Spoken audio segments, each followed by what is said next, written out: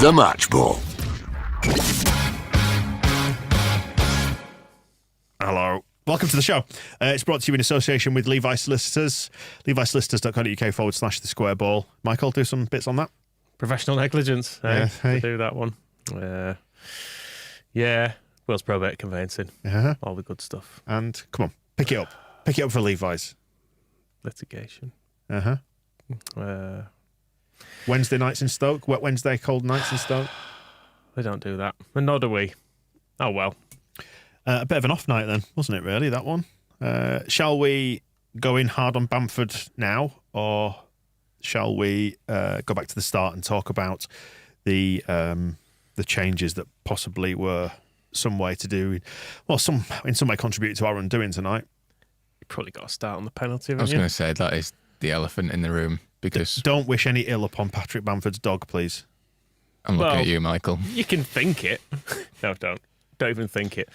Yeah, obviously don't tweet him. But fucking hell, why is he taking that? I'm really fascinated by Bamford in that he seems quite a fragile man in terms of his confidence in front of goal and things like that.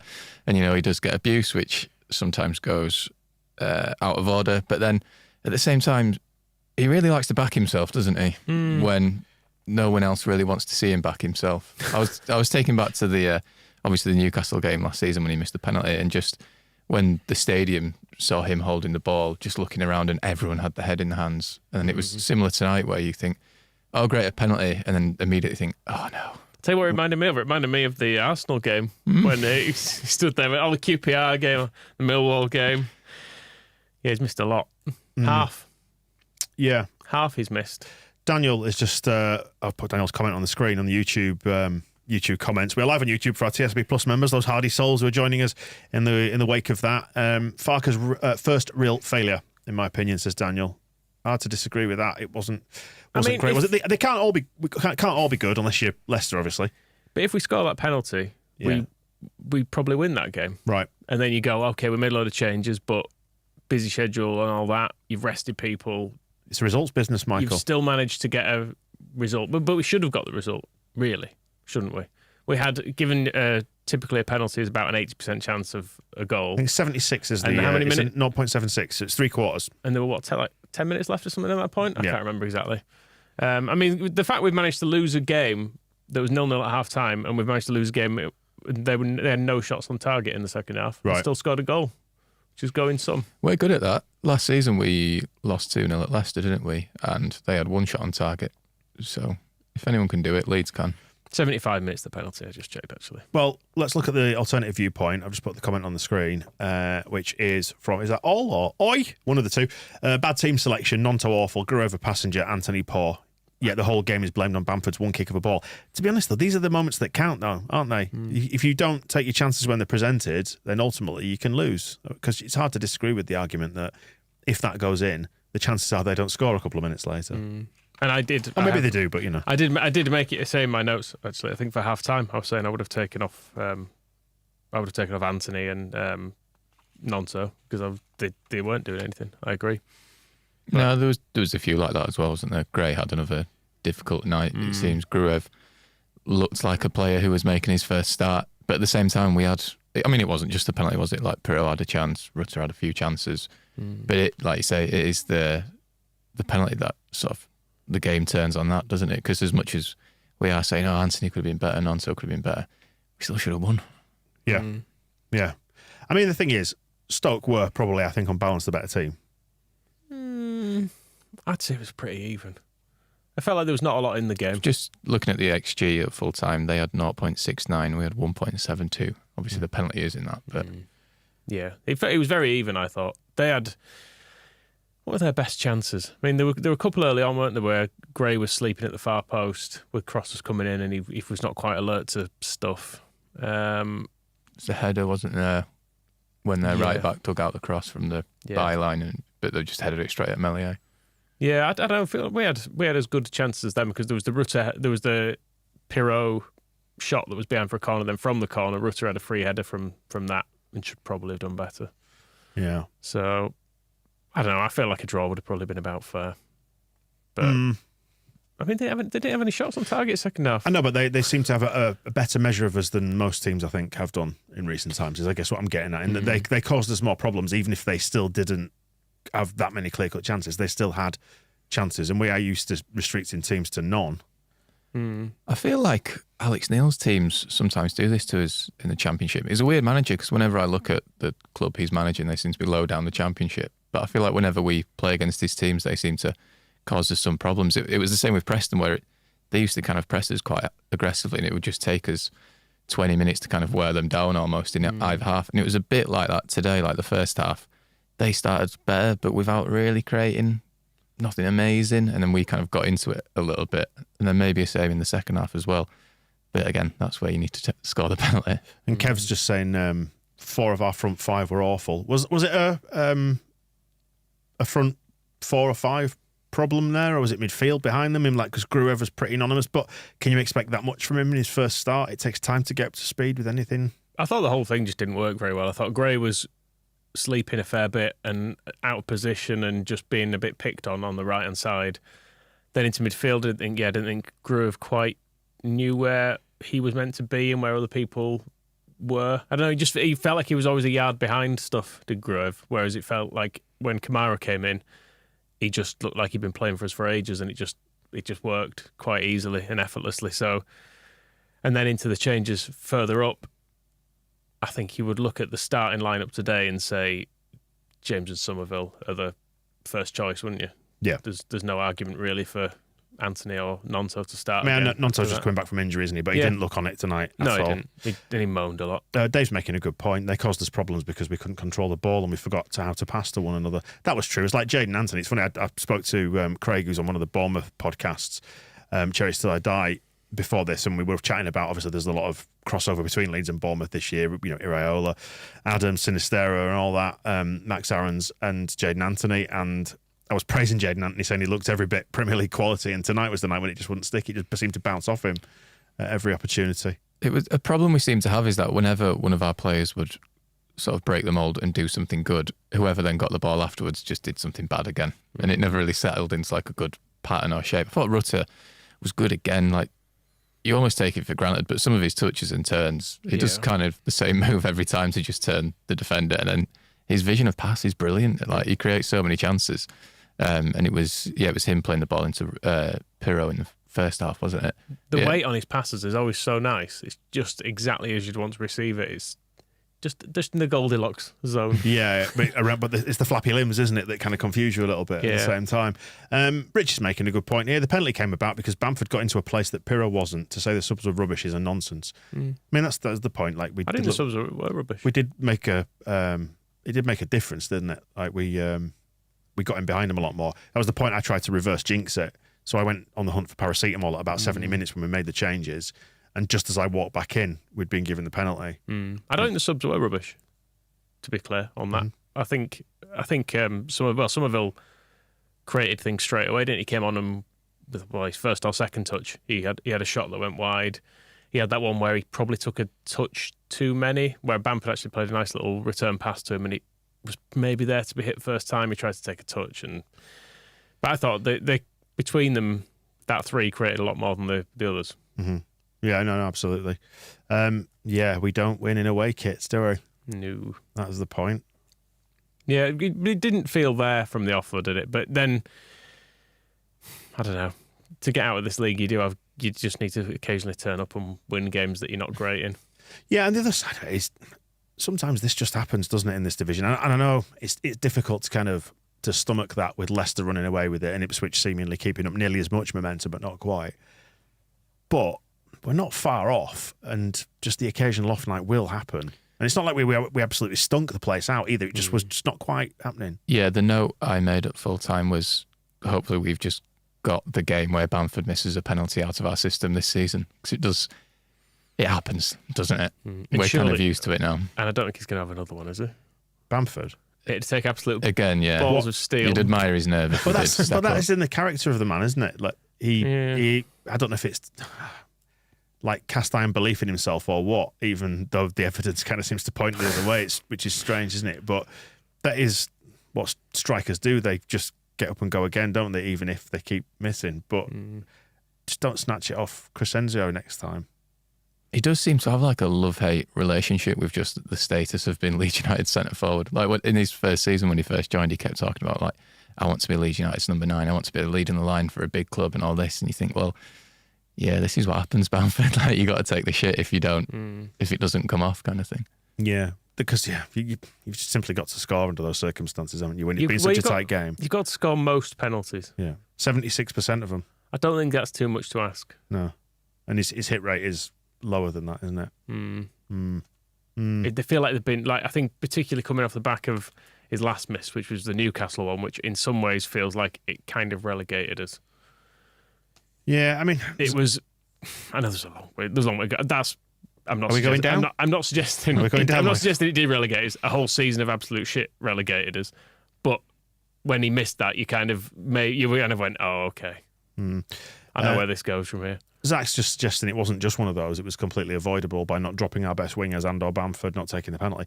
Yeah, but the point is you've got to use what's at your disposal, and at some point you've got to rotate with this number of games. And he chose to rotate. He rolled the dice in that respect.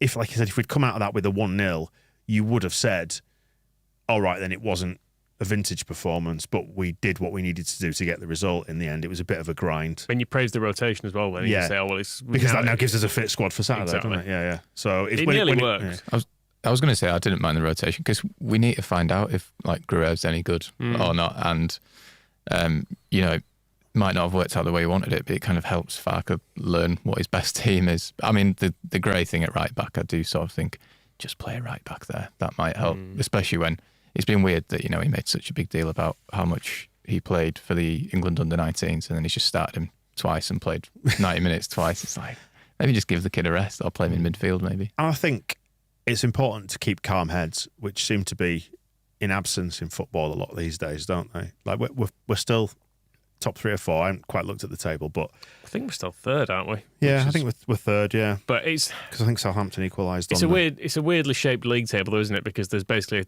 2 that are way clear. Yeah, and we're third. But then I think there's a massive bunch in the middle, isn't there now? Where I mean we are within 3 points of sort of 10th, 11th. Yeah, it's all. But then it's all fairly compacted there. But then you look ahead to the weekend against the poor Huddersfield side, and all things being equal, we should get something out of that. We don't necessarily need to panic about what's coming up. We know we're better than the vast majority of this division. Had we been on form tonight, had we played our strongest side, been on our game, I think we would have won that. Yeah. Like we could win every game. So I think it's important not to panic, just to keep heads and accept that sometimes it's out of our control, and this just sometimes happens, doesn't it? It's football. Yeah, if we can win on the weekend, we're kind of keeping up the.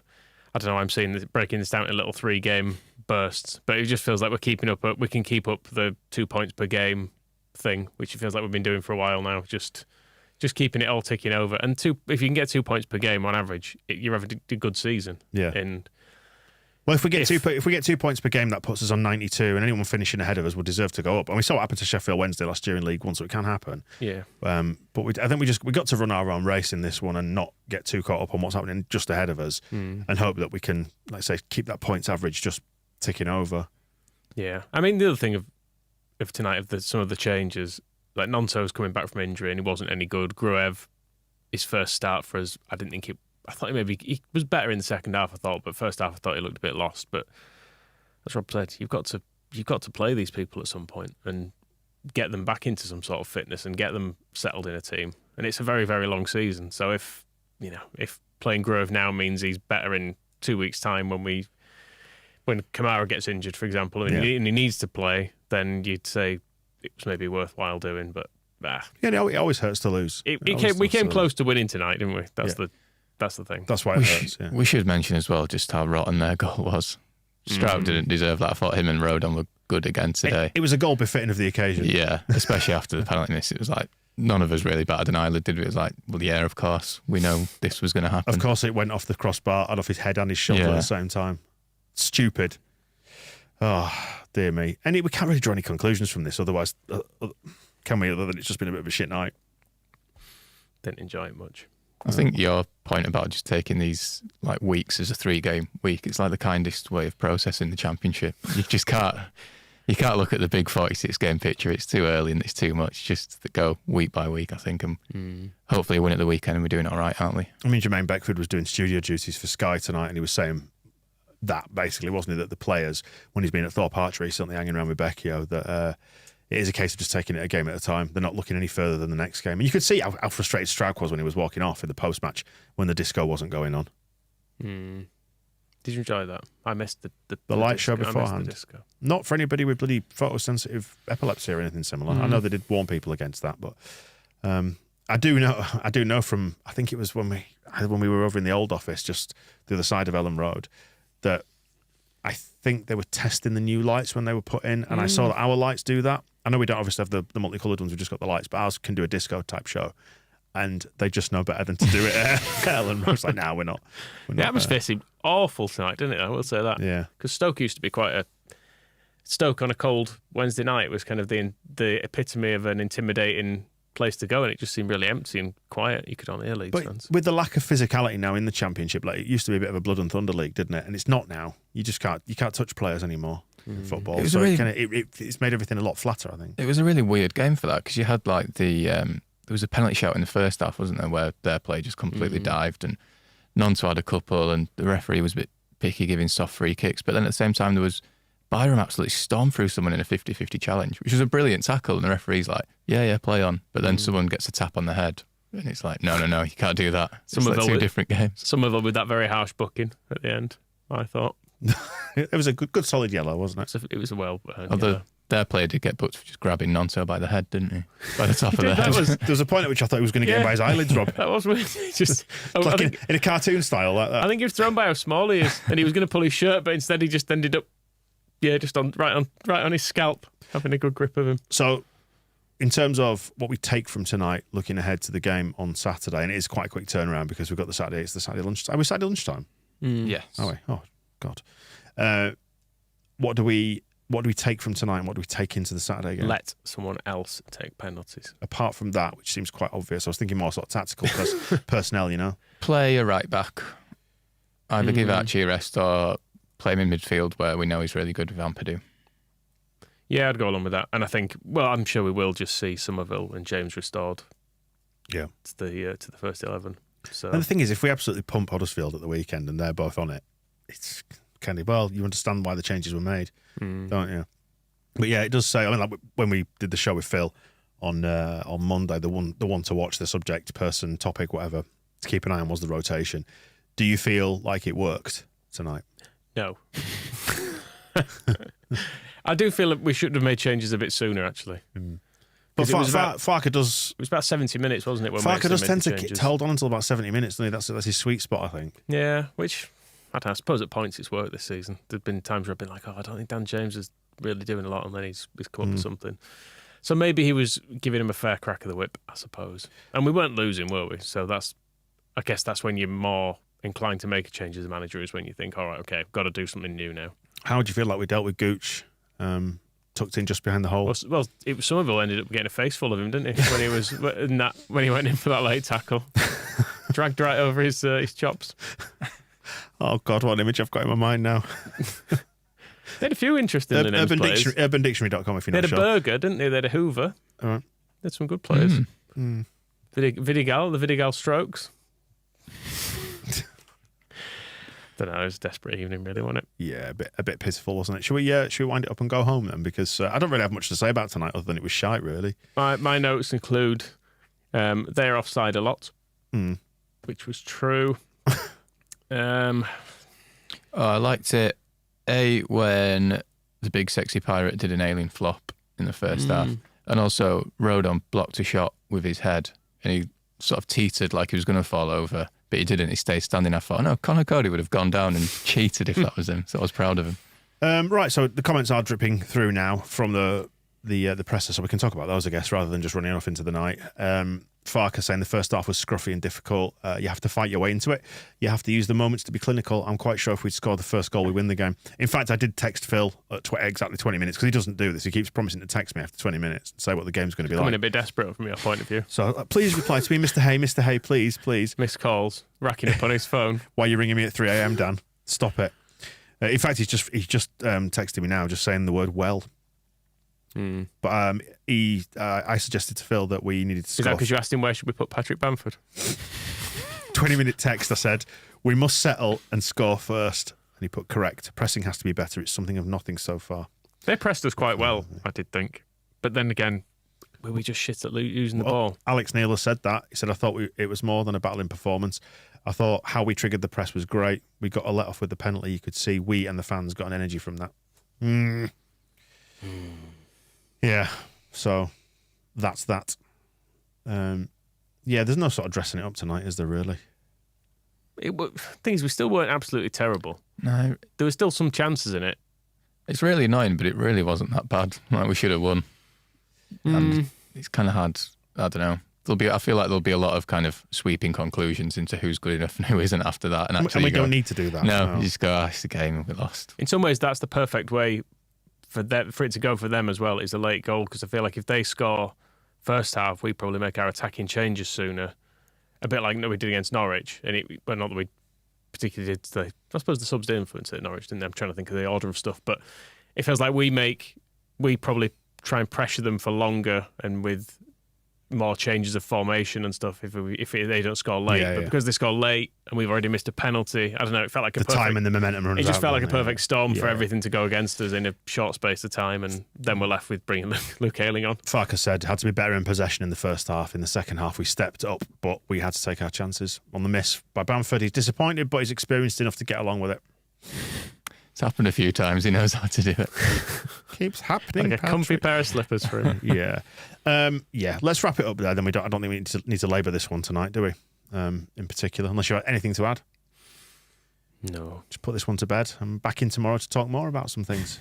All out before the weekend, and we'll preview Been here those. since 9 a.m. today. It's been a very long day. Oh, Poya, this is my tiny violin for you. What have you been doing? Putting some mugs in some boxes. Yeah, basically. Nobody will be buying those tonight, will they? At least we sold all the Bamford ones. That's true. We'll be And the back. Nonto ones. Got the weekly show coming on Thursday, and we've got Phil on Friday, which we'll be recording tomorrow morning, bright and early. Looking forward to coming back in. Can't wait. Right. Thanks for joining us on this one. We will see you soon. The Match Ball.